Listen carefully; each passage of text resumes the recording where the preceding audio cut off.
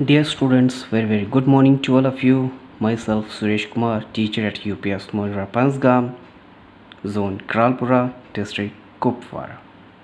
Dear students, it's 1st of May 2020.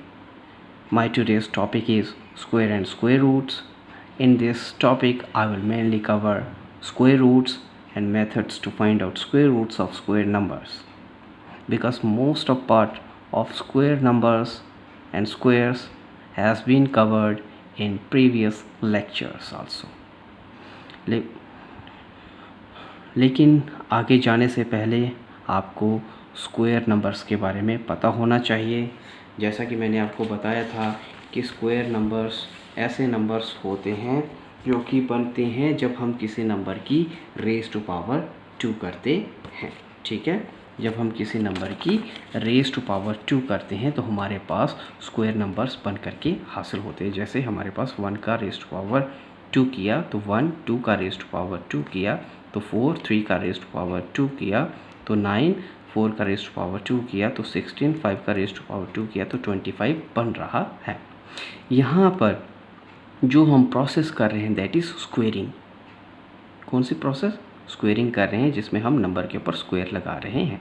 और squaring करने के बाद जो भी हमको रिज़ल्ट हासिल हो रहा है, ये रिज़ल्ट वाले नंबर जो हैं स्क्वायर नंबर्स कहलाते हैं।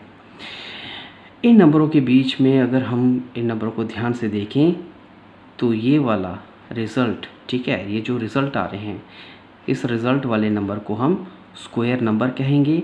और जिस नंबर का हमने स्क्वायर किया है, ठीक है, जिस नंबर का हमने स्क्वायर किया है उस वाले नंबर को हम बेस कहते हैं या फिर स्क्वायर रूट कहते हैं।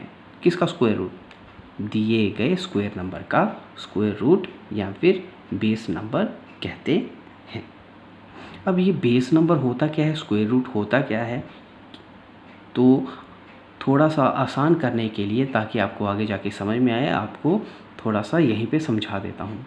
देखो, यहाँ पर हम किसी नंबर को पकड़ के उसके ऊपर जब स्क्वायर लगाते थे तो हमारे पास स्क्वायर नंबर हासिल होता था।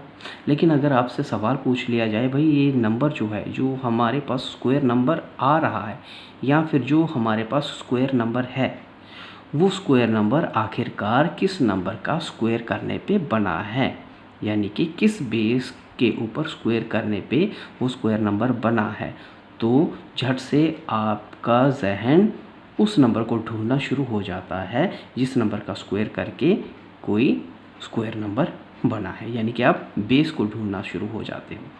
ये जो बेस को ढूंढने का जो प्रोसेस है, ठीक है, इसी प्रोसेस को ही हम स्क्वायर रूटिंग कहते हैं। ठीक है, स्क्वायर से उसका बेस हासिल करने को ही हम स्क्वायर रूटिंग कहते हैं। और इस तरीके से जो हमें नंबर हासिल होता है स्क्वायर रूटिंग करने पे, जो बेस हासिल होता है हमको स्क्वायर रूटिंग करने पे, उसी नंबर को हम दिए गए स्क्वायर नंबर का स्क्वायर रूट कहते हैं। ठीक है, क्या कहते हैं? स्क्वायर रूट कहते हैं। अब स्क्वायर रूट और स्क्वायर के बीच में क्या फ़र्क होता है? स्क्वायर रूट और स्क्वायर के बीच में क्या फ़र्क होता है वो आपको थोड़ा सा समझा देता हूँ।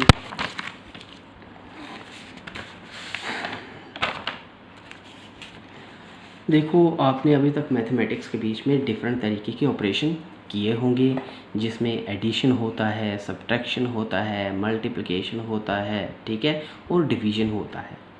क्या आपने कभी ध्यान दिया है कि इनमें से बहुत सारे ऑपरेशन ऐसे हैं जो एक दूसरे के अपोजिट होते हैं, इन्वर्स होते हैं? जैसे एडिशन का अपोजिट ऑपरेशन सब्ट्रैक्शन, सब्ट्रैक्शन का अपोजिट ऑपरेशन एडिशन, मल्टीप्लिकेशन का अपोजिट ऑपरेशन, ठीक है, ठीक है, सब्ट्रैक्शन का अपोजिट ऑपरेशन एडिशन, मल्टीप्लिकेशन का अपोजिट ऑपरेशन डिवीजन, डिवीजन का opposite operation multiplication, direct proportion का अपोजिट जो ऑपरेशन होगा इनडायरेक्ट प्रोपोर्शन, इनडायरेक्ट का डायरेक्ट प्रोपोर्शन।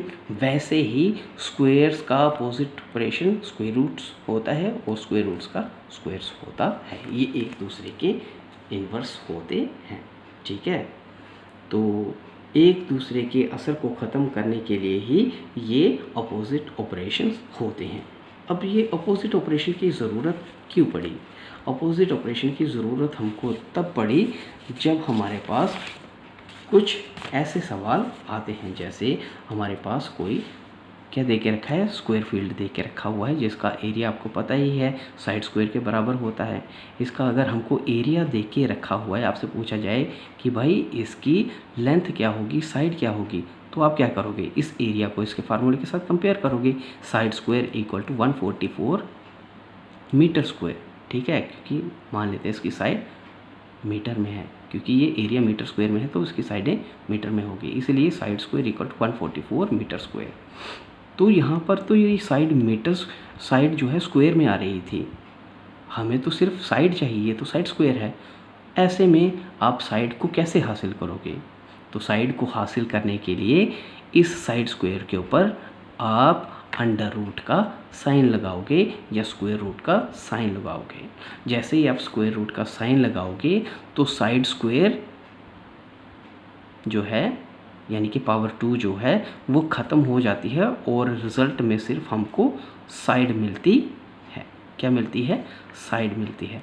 तो आप ये सोच लो कि स्क्वायर रूट हम तब करते हैं जब हमें किसी नंबर के स्क्वायर यानी कि रेज़ टू पावर 2 को ख़त्म करना होता है।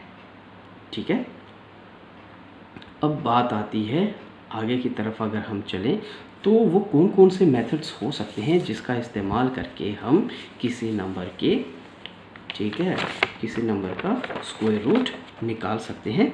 उस स्क्वायर रूट को निकालने के लिए कौन कौन से मेथड्स हो सकते हैं? तो भाई किसी नंबर का स्क्वायर रूट निकालने के लिए या किसी स्क्वायर नंबर का स्क्वायर रूट निकालने के लिए 3 तरीके के मेथड्स हम इस्तेमाल कर सकते हैं। सबसे पहला मेथड जो है repeated subtraction of consecutive odd number, ये वाला मेथड अपना सकते हैं।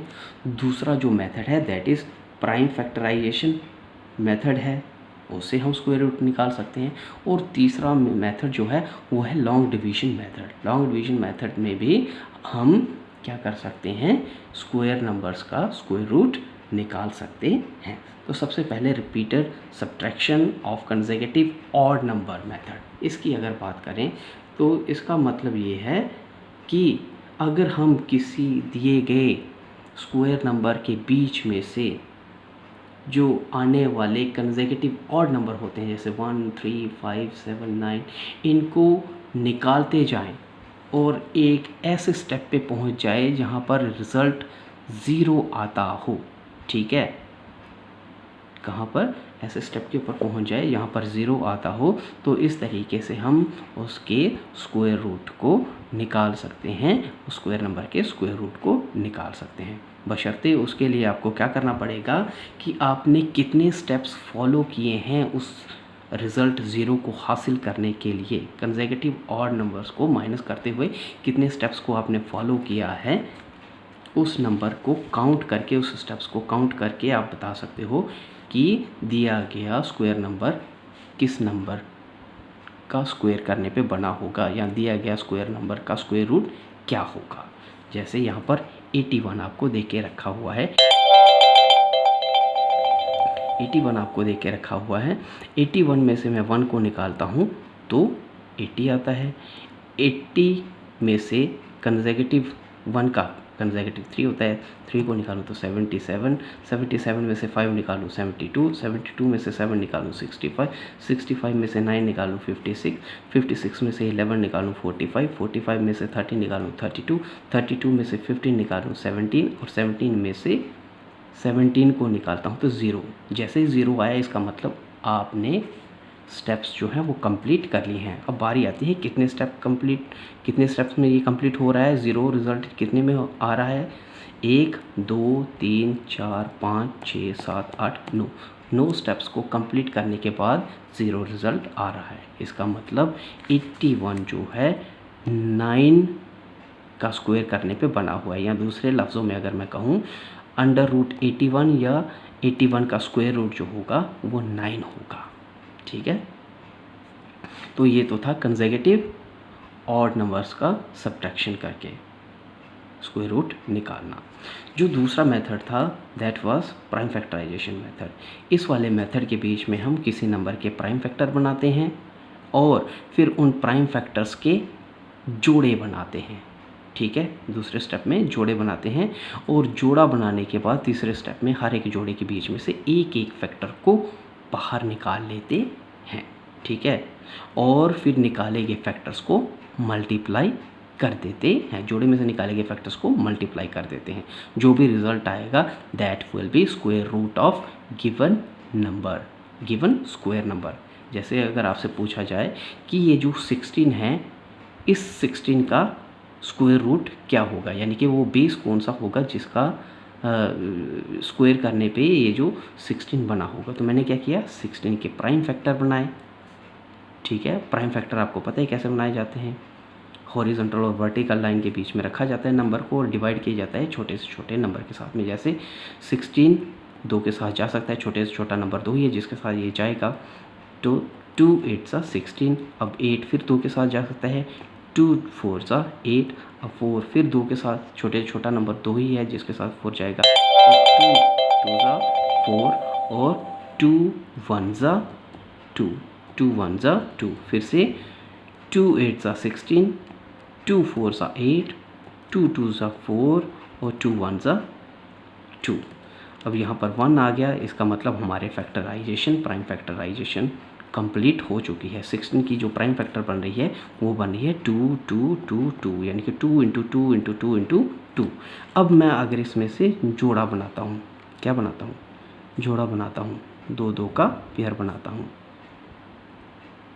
तो अगले वाले स्टेप में हर एक जोड़े में से एक एक 2 जो है वो बाहर निकल जाएगा, यानी कि एक इसमें से निकला और एक इसमें से निकल गया। तो बन गया 2 इंटू 2, 2 इंटू 2 कितना होता है 4, 2 इंटू 2 कितना होता है 4।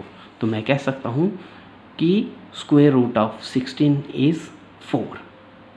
ये मेथड जो है this is called as prime factorization method. ठीक है, तो कौन कौन से स्टेप इसमें फॉलो करना पड़ते हैं प्राइम फैक्टराइजेशन के बीच में। प्राइम फैक्टराइजेशन मेथड से जब हमें किसी नंबर का स्क्वायर रूट निकालना होता है तो सबसे पहला जो स्टेप होता है मेक प्राइम फैक्टर बनाओ।